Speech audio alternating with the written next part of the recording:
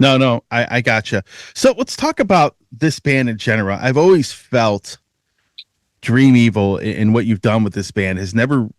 I always thought that this band deserves more recognition than what they seem to get. And I remember hearing of you way back in the day, with you were producing, In Flames and HammerFall and a lot of these awesome bands that I was really getting into back in the day. And what sort of inspired you to form this band, kind of go back into history a little bit and talk about the first album and getting this band together. I think it's fascinating with some of the musicians that you had when you started out, with this group and with the first album and first couple records, first three albums you put out, and what inspired you to form this band and find these guys initially that you formed the band with.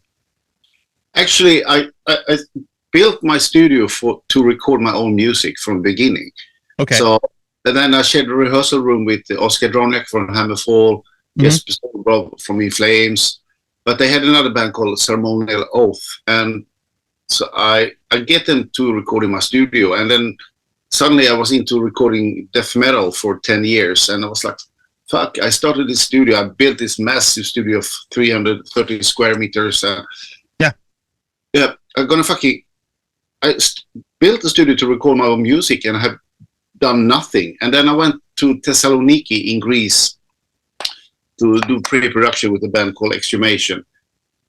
And the guitar player Marius, he now have this band called Outrage.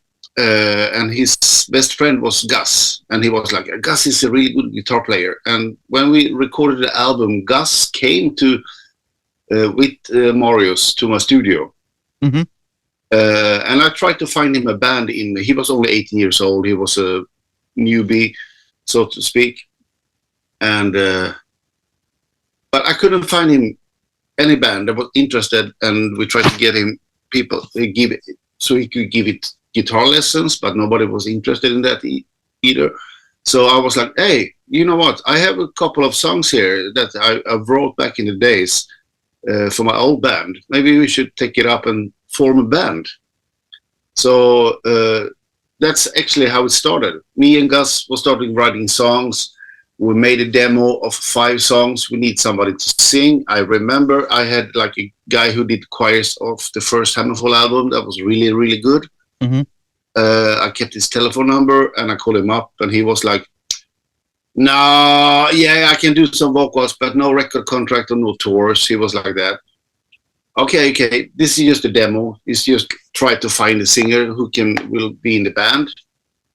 And he came down to the studio and he was like, and he was singing for 2 days, and he was like, this is really good stuff. I know a bass player. And he called up Peter, the bass player. And he came down to the studio and he just like fucking nailed everything like in 2 hours. He was one of the best players I ever deal with. And we decided that we gonna do an album. And for me, it's like the best drummer in the world for that kind of music we're doing. That's Snowy Shaw. So I actually hired him to do the drums. So I paid him money. And then we took him on a couple of shows we did. And he was like, hey guys, you're a fucking normal person. Can I join the band? Yeah, of course. That should be awesome. So he was in the band for 3 albums, and we had a lot of fun together. We're still good friends and hanging out and everything. But, we have in the band, we have the democracy, Yeah. We share all the money equal. Doesn't matter how many songs or whatever you have done, we share everything equal. And also with the work, we try to share everything equal. And that really didn't suit Snowy. He is more like he want to be on his own. So that's why he left the band. It's just like no hard feelings or anything. So, but now we have the second best drummer at least. That's Søren. He's a really, really good drummer. Yeah. And he's also very consistent, and he's very serious of what he's doing. Yeah, sure. Yeah. And Nicholas, your singer, yes. I've always loved this guy's voice. And how did you meet him? How did you get together with him? And where did you find him at? I mean, because like when it comes to power metal, and I listen to when you listen to power metal, in my opinion, as someone that's followed power metal for a long time, he has probably one of the best power metal voices I've ever heard. And maybe talk about how you ended up finding him. That was actually when we did the first HammerFall, Glory to the Brave.